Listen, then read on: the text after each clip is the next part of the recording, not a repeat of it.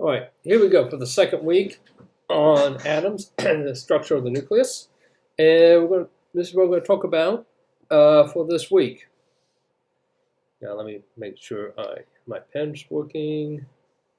There we go. You see it coming down the bottom. And let's see. We'll stay with red today. So what we're going to do is take another look at the atom. And let's look at the protons. The protons divide the identity of the element and actually the number. So it's the number of protons.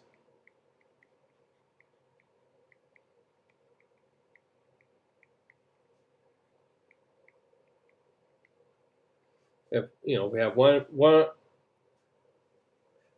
proton is hydrogen, 2 protons is helium, 3 is lithium, and so forth. So the natural number of protons dictate what element we have. Also, protons provide the mass of the element with the neutron. So the protons and neutrons basically support the mass. And this mass is going approximately 1 AMU. AMU is atomic mass unit.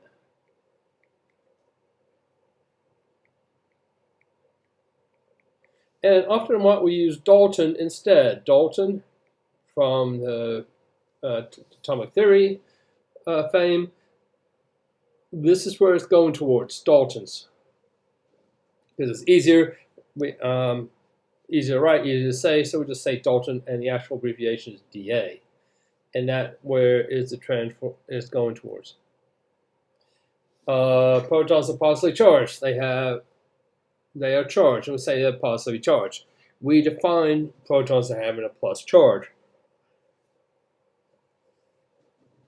And whoops, pressed the wrong way. And also known as the atomic number.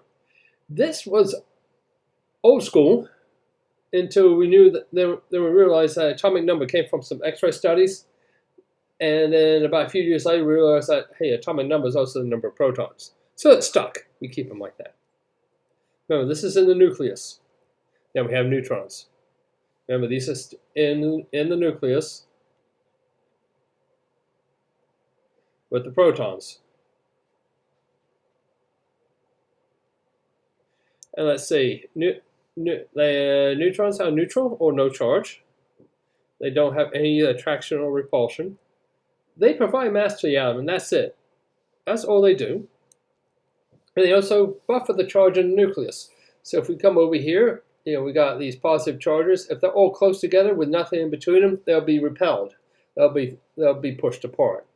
But if we have a neutron that buffers, that gives a little bit of space between the protons, then we're going to have everything bound together. And we'll talk about where this energy comes from and the force a little bit later. Neutron, again, is approximately 1 atomic mass unit, or Dalton. And we say 1 just for this at this point. We'll get a little bit more specific in Chapter 3. Now, that's it for our protons and neutrons. That's all they do. Now, we're going to talk about a little bit more about chemical symbols. The symbolism that we're learning in this chapter is basically how we communicate to our students or to other chemists. It's a code. And this code is a 1 or 2 letter abbreviation of the element. H is hydrogen.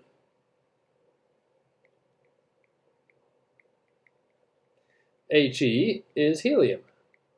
And so, instead of writing the whole name out, we use these symbols as code. And it's basically a general way to do this.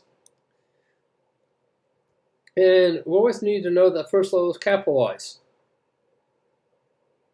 HO is called hydrogen and oxygen, the 2 elements.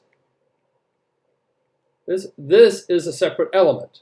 So if 2 capital letters are together, there are 2 elements. And I need to erase that. Oops. Let's see, erase pen. There we go. So rarely the first 2 letters of the element's name. Sometimes they are, sometimes they're not. And also, first letters are also capitalized. Again, I want to stress, if you have 2 letters,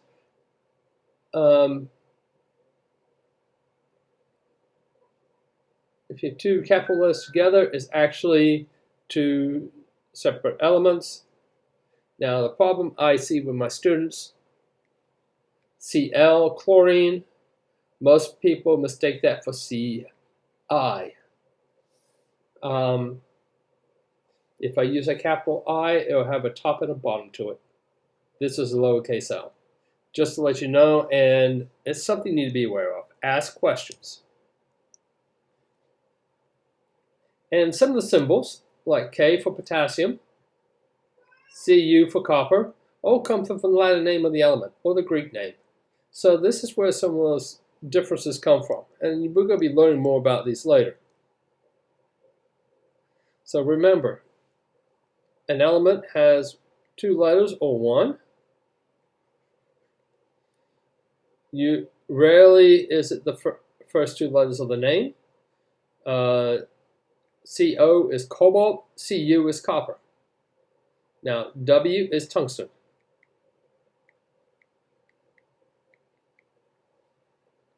So it could be totally different, like K is potassium.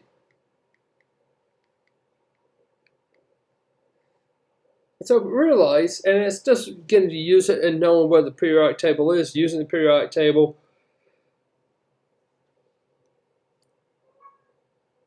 And this is all how this works. And that's my cat yelling at me. So most of the common elements that we use all have one letter symbols, and here they are. And of course I forgot tungsten, which is W. But nitrogen, oxygen, hydrogen, fluorine, carbon, phosphorus, iodine, sulfur, and we have tungsten. So we usually have, each of these elements have a one letter symbol. Hydrogen has three symbols. And they're all based on isotopes of hydrogen. Hydrogen, deuterium, and tritium all have their own atomic symbol. Mainly because they have because of the mass is slightly different and the chemistry is slightly different. It only works for hydrogen though. This is the only element that has three different symbols for the element. Before we go into that, let's talk about how to write a chemical symbol. In the middle is the symbol. This is our code. This is the symbol that we're using. So O is oxygen. M is the mass number. The mass number is the sum of protons and neutrons. Both of them added together. P is defined as the atomic number, that or the number of protons. So to get the number of neutrons, it's protons, mass minus protons equals neutrons. So neutrons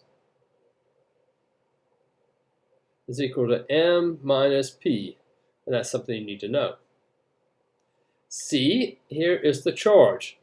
Plus 1, we lost an electron.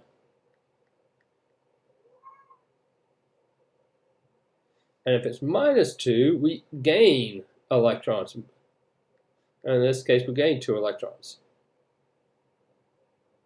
So be aware of that the charge, we're adding electrons. This tells us how many electrons we have based on, is it plus 1 or minus 1, minus 2, plus 3, so, whatever. And we're going to be using these three in various ways in our assignment. And we're going to use later, but it's the number of atoms in the compound. So this is how many, if I have CO2, this 2 means I have 2 oxygens. And I have 1 carbon, since 1 is understood. So that's how that works. You need to know this for the test.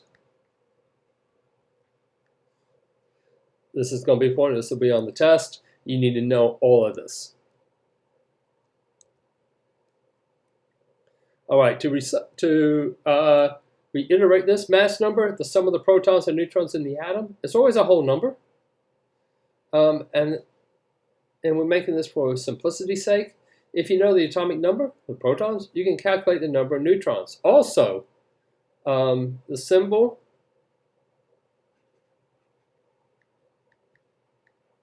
and the atomic number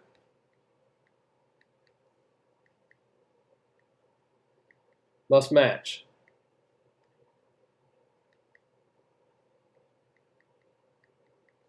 C means we have 6 protons. And if we have 6 protons, we know it's C. And that's all that we're meaning. Is that, so if you know the symbol, you know the atomic number. If you know the atomic number, you can figure out the symbol. That's all that means. And again, with the mass number, it is protons and neutrons. So if you know the protons, you know the neutrons.